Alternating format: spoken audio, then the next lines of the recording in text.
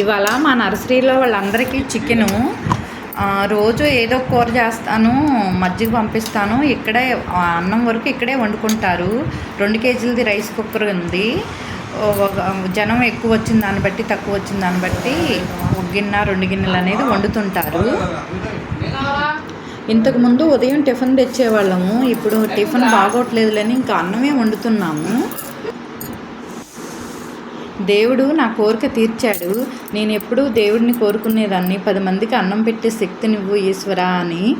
కానీ ఆ కోరికలో నా స్వార్థం కూడా ఉంది. ఆర్థికంగా బాగుంటేనే కదా మేము 10 మందికి పెట్టగలిగేది. ఏదేమైనా దేవుడు నా కోరిక తీర్చాడు. ఈ పప్పు మాత్రం ఇవాల్టది. ఇలాగే మా నర్సరీ 10 మందితో కలకలలాడుతూ ఉండాలని ఆ సాంబశివుణ్ణి కోరుకుంటున్నాను. పప్పు కూడా అయిపోయింది. ఇక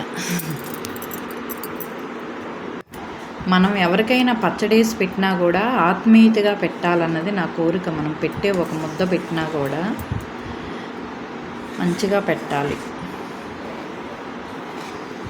ఒకళ్ళ చల్లని దీవెన ఉన్నా మనకు చాలు.